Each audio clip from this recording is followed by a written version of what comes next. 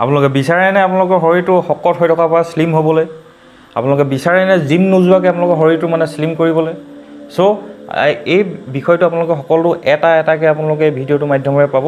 চ' ভিডিঅ'টো শেষলৈকে আপোনালোকে চাই থাকক স্কিপ নকৰাকৈ। চ' গোটেইখিনি আপোনালোকে পাব, যিহেতু মোৰ নিজৰ ওপৰত মই এক্সপেৰিমেণ্ট কৰি এইটো মই ফল পালোঁ। চ' আপোনালোকৰ ওপৰতো আপোনালোকৰ আগতো মই এইটো জনাবলৈ বিচাৰিছোঁ। সকলোকে স্বাগতম জনাইছোঁ আমাৰ অন্য এটা ভিডিঅ'ৰ মাজলৈ। আজি মূল বিষয়টো হৈছে ভিডিঅ'টো শকতৰ পৰা কেনেকৈ ক্ষীণ হোৱাটো এটকাও খৰচ নোহোৱাকৈ। না জিম যাব লাগে, নে আপোনালোকে মানে কি হয় 10 টকাও এটা খৰচ কৰিব নালাগে, বৰঞ্চ আপোনালোকৰ পইচা বাচিবহে। চ' আহকচোন জানো কেনেকৈ এই শৰীৰ আমাৰ এই শকতৰ পৰা ক্ষীণলৈ কেনেকৈ ট্ৰান্সফৰ্ম কৰিম।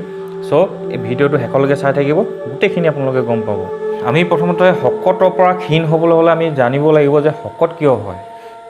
আমি শকত এইটো কাৰণে হওঁ কাৰণ কেলৈ আমাৰ বডিত যদি লাগে 3000 কেলৰি প্ৰতিদিনাই, কিন্তু আমি যদি কনজিউম কৰিছোঁ, আমি যদি খাই আছোঁ 6000-7000 কেলৰি, তেনেহ'লে বাকী যে 3000 কেলৰিহে লাগিছিলে আমাৰ গাত, তেনেহ'লে এই বাকীখিনি কেলৰি ক'ত যাব? সেইখিনি কেলৰিটো ক'ৰবাততো থাকিব লাগিব। চ' সেই কেলৰিখিনি কি হয় আমাৰ ফেট হিচাপে, মানে চৰ্বি হিচাপে আমাৰ প্ৰথমতে কি হয় মানে কি হয় পেটৰ তলত গৈ জমা হয়। তাৰপিছত ইয়াত যেতিয়া বেছি হয় লাহেকৈ এই বুকুৰ ওচৰলৈ আহে। এই বুকুৰ ওচৰৰ পৰা অহাৰ পিছত লাহেকৈ এই গলধনলৈ যাব, তাৰপিছত হাতৰ ওচৰলৈ যাব। এই তেনেকৈ গৈ পিনে এইবিলাক মানে fate is a church of energy. মানে ফেট মানে যিটো আমাৰ চৰ্বি সেইখিনি হৈছে এটা এনাৰ্জি, শক্তি হয়, কিন্তু সেইখিনি ষ্ট'ৰ হৈ আছে। প্ৰথমতে ক'বলৈ বিচাৰিছোঁ এই বিষয়টো মোৰ নিজৰ লগত ঘটি গৈছে, সেইকাৰণে মই আপোনালোকৰ ওপৰত ক'বলৈ বিচাৰিছোঁ। যিহেতু মোৰ নিজৰ বডি ৱেইট আছিলে 99 কিলো আৰু মোৰ কমৰ চাইজ আছিলে 38।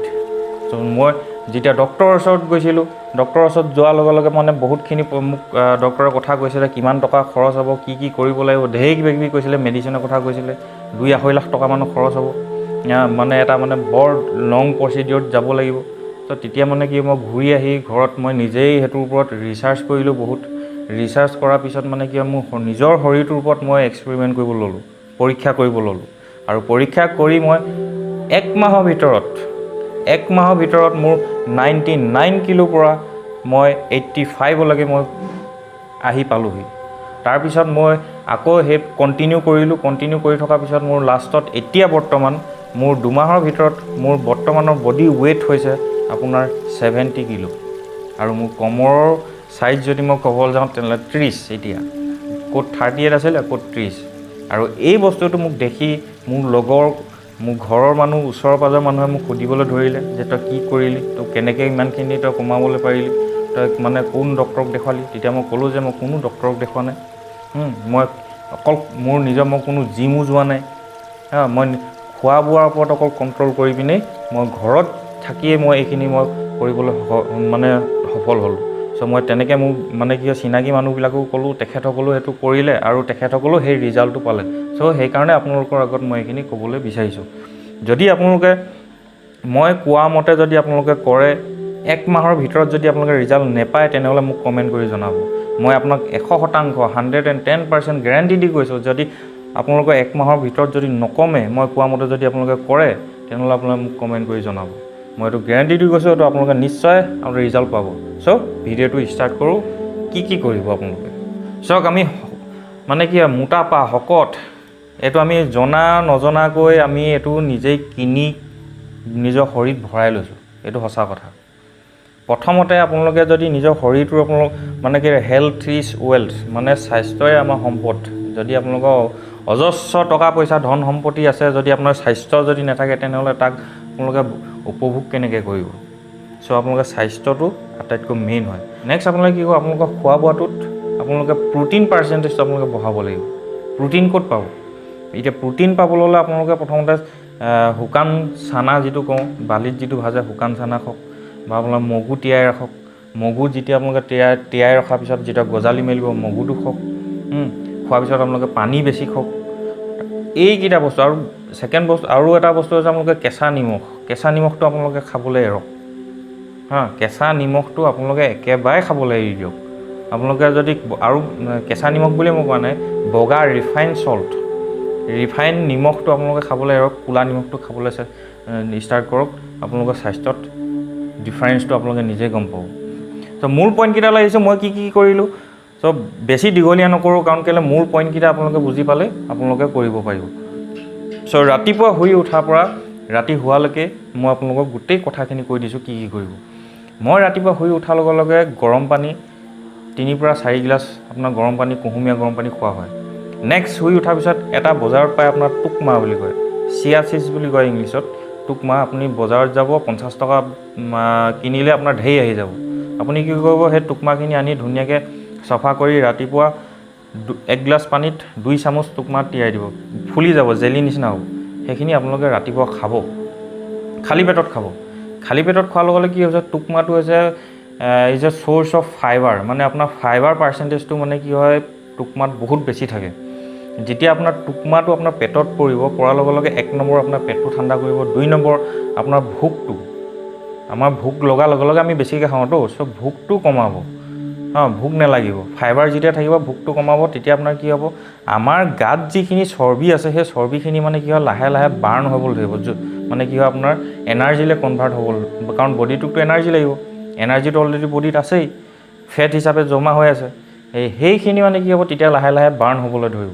আৰু নেক্সট আপোনালোকে কি কৰিব, 9টা-10টা বজাৰ ভিতৰত আপোনালোকে ৰঙা আটা, যদি আপোনালোকে মানে কি হয় পেকেট আটা আনে তেনেহ'লে ৰঙা আটাটো আনিব। ৰঙা আটা আনি পিনে আপোনালোকে বইল খাব, তেল মানে কি আপোনাৰ ৰিফাইন তেল, ডালডা, ঘিউ এইবিলাক মানে একেবাৰে আপোনালোকে এৰি দিব। ৰুটি, শুকান ৰুটি খাব, অকণমান কষ্ট হ'ব, 2 দিন এদিন। আপোনালোকে এইটো আৰু মানে কি হয় নিজৰ শৰীৰটোক যদি সেই কণ্ডিশ্যনলৈ নিবলৈ বিচাৰিছে তেনেহ'লে অলপমানতো আপোনালোকে ছেক্ৰিফাইচ কৰিব লাগিব, নিজৰ লোভটো সামৰিব লাগিব, মানে লোভটো আপোনালোকে অলপমান ডাউন কৰিবই লাগিব। তেতিয়াহে আপোনালোকে বিচৰা মতে আপোনালোকৰ বডিটো পাব। নেক্সট আপোনালোকে কি কৰিব, ৰুটি খালে, ৰুটি খোৱাৰ পিছত আপোনালোকে ফ্ৰুটছ, মানে যেনেকৈ আপোনাৰ কল হৈ গ'ল, মানে কি জাহাজী কল হৈ গ'ল, বা আপোনাৰ মানে চেনি কল হৈ গ'ল, এই ফল মূল জাতীয় বস্তুবিলাক আপোনালোকে বেছি খাব। বগা ভাতটো মানে আমি যিটো খাওঁ গাঁৱলীয়া অঞ্চলত, আমি বেছিভাগটো আমি অসমীয়া মানুহটো ভাতেই বেছি খাওঁ।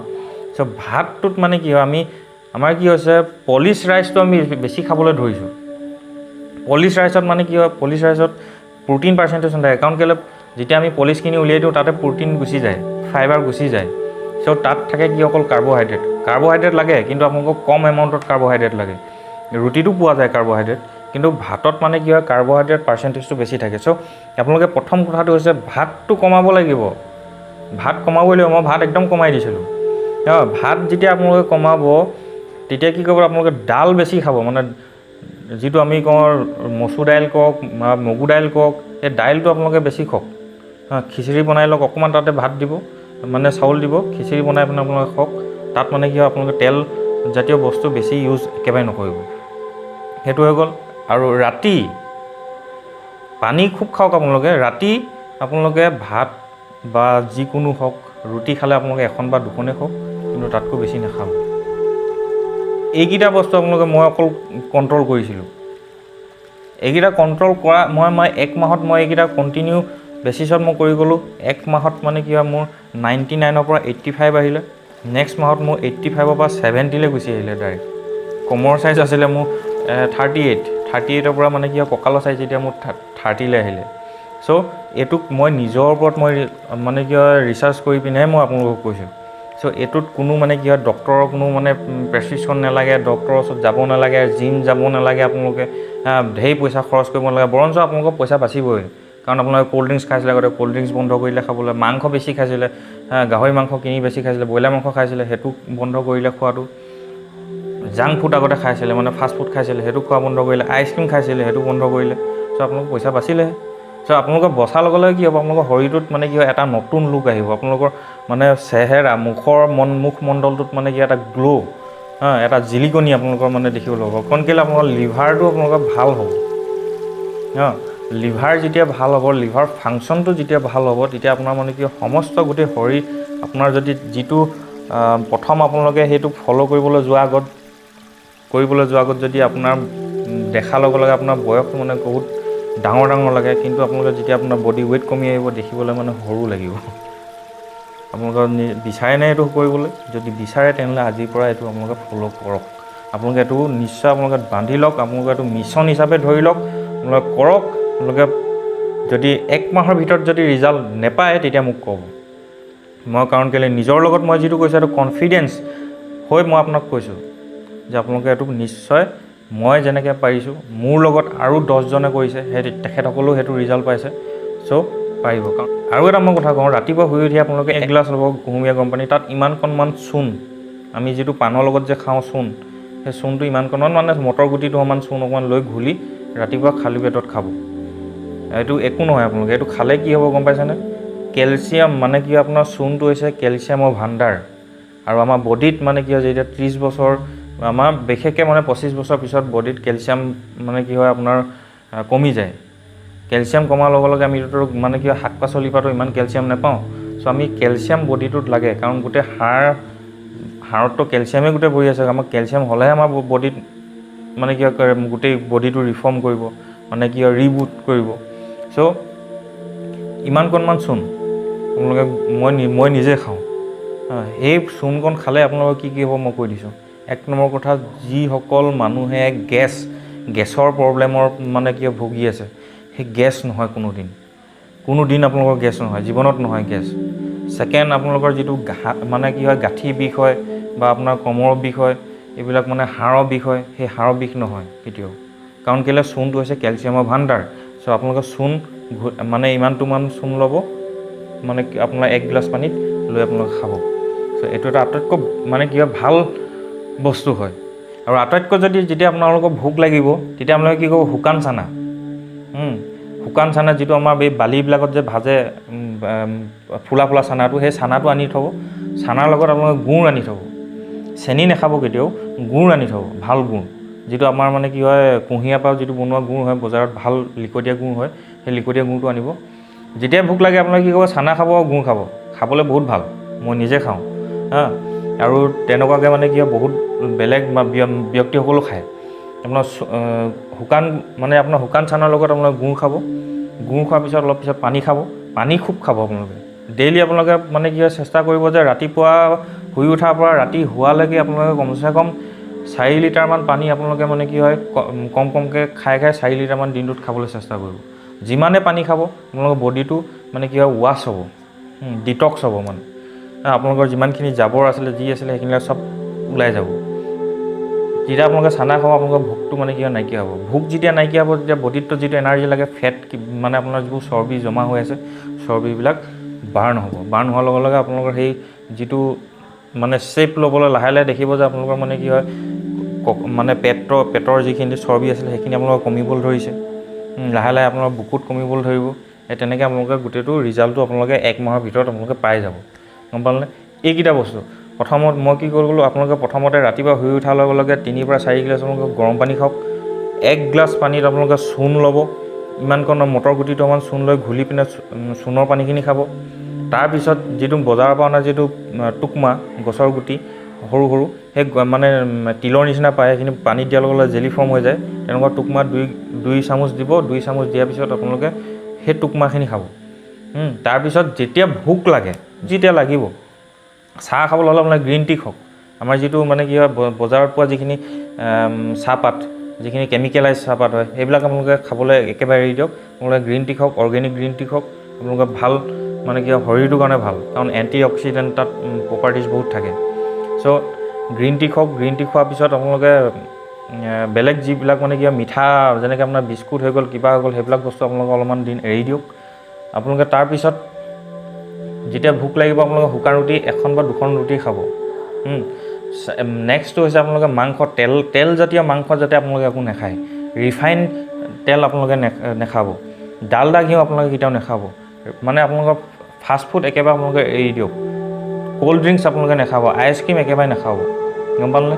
এইকেইটা বস্তু মই নিজে কৰিছিলোঁ, চ' আপোনালোকক কৈ আছোঁ।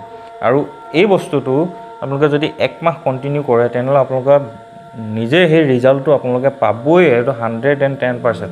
মই আপোনালোকক কৈছোঁ, কোনো জিম যাব নালাগে, কোনো ডক্টৰৰ ওচৰত যাব নালাগে, মানে এইটো কোনো ৰকেট চায়েন্স নহয়। এইবিলাক মানে কি হয় আগৰ দিনৰ ঋষিমুনিসকলে এইবিলাক মানে কি হয় অধ্যয়ন কৰি এইবিলাক মানে আমাৰ খোৱাৰ যিটো প্ৰণালী চব লিখি থৈ গৈছে। তো যিসকলে কৰিছে, তাৰ ৰিজাল্ট পাইছে, তো তাৰ ভিতৰতে মই এজন হয়। সেইকাৰণে মই আপোনালোকক এইখিনি কথা ক'লোঁ। চ' আপোনালোকে এইখিনি ফ'ল' কৰক, যদি নাপায় তেতিয়া মোক ক'ব। চ' আজিলৈ ইমানেই। ভিডিঅ'টো চাই কেনেকুৱা পালে আপোনালোকে লাইক কমেণ্ট এণ্ড শ্বেয়াৰ কৰিব আৰু চেনেলটো আপোনালোকে ছাবস্ক্ৰাইব কৰি দিব। আকৌ লগ পাম বুলি সকলোকে ইমানতে এৰিছোঁ। নমস্কাৰ, জয় আই অসম।